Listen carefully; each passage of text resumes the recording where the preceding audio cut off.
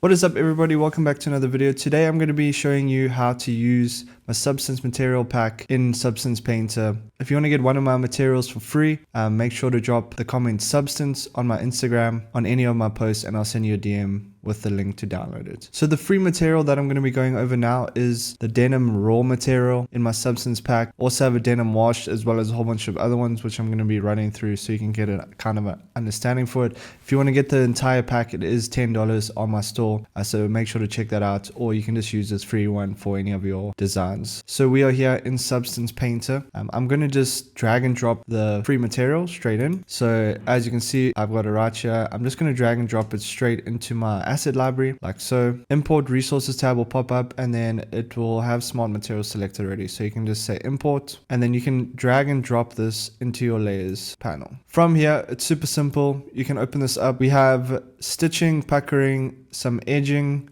wrinkles, some washed layers, a twill, shadow layer, dirt, and then your base layer. Looking into this, we're going to start at the bottom. So going over the base layer, you can see that the texturing of the denim is quite thick.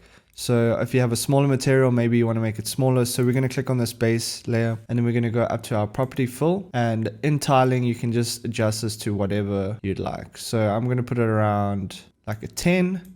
And just like that, we've adjusted that for what we like. Okay, the next thing is our dirt layer. So you can either hide this, it's all up to you. But as you can see, it makes it a lot lighter if you do hide it. I'm going to keep it in. And then our twill layer is for the shadows of the twill. Now, it doesn't really make that much of an effect on this denim, but for some other fabrics, it can. So if we click on gradient here, you can see color 1, color 2, and color 3. So if I pump color 1 up to maybe a red color, you can see how it slightly gets a little bit tinted. And then color 2, we can maybe make this purple, and it just adjusts the overall shadow of the twill. So that's how you change that. I'm just going to leave it as is because I like it. And then for our wash layers, you can go ahead and hide these or reveal them, or you can also adjust the overall layer opacity. So you can bring this down or bring it up. Maybe you want it to be a little bit darker. You can do that. Then going into wrinkles. Now this is totally up to you if you want these or not. I like to have them, just makes it look a little bit more realistic. So as you can see, when we hide the wash layers, if we reveal and hide this, you can see there's a little bit of wrinkling. So what you can do there is just either increase the size or make it smaller, up to you, depending how many wrinkles you want and how crazy you want it to be. You can also right click on this layer and add a filter layer and type in blur. This way you can keep the amount of wrinkles, but you can decrease like the intensity of it, so you can still have a nice look. I'm going to keep it as is, so I'm just going to press Ctrl Z and go back to the original and bring back those wash layers. Then for edging, if we hide this, you can see that it does make quite a difference. So this is also a personal preference, but I like this because it just makes those edges stick out quite a bit. So if you want to, you can adjust the blur here, or you can even go into your UV border distance and increase this or decrease this to whatever you prefer. Now when we hide the blur, you can see it in more detail. So going back to the UV border, you can see it's either thicker or thinner. Like I said, it's totally up to you, personal preference of what you want. Then for your edge layer 2, you can see it adds that coloring around the edges. Now once again, you can increase the opacity of this layer to make it stick out more or stick out less.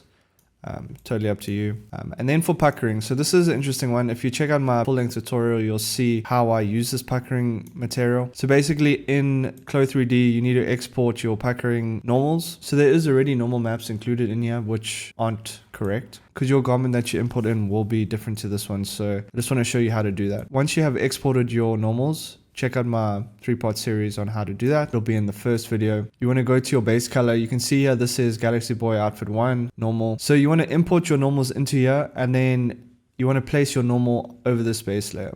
So you'll see now when I delete this, that those stars go away. That's because that's the normals that are creating those stars. When you add your normal in here, you'll see the puckering detail appear. So I'm just going to hide this one out because I don't have those normals. And then for stitching, now I do have a shorter video on this that you can check out on my channel, but basically what you want to do is type in stitch in your asset library, choose your paint roller stitcher, and then it's up to you on the size that you want to create. So I'm going to bring it down to like 0.5, and then you need to find the fabric in your UV that you want to place this onto, or you can do it in the 3D viewport area. So I'm just going to place it along the top here just to show you. So we can click on our UV and then press shift, and it'll start to draw those in.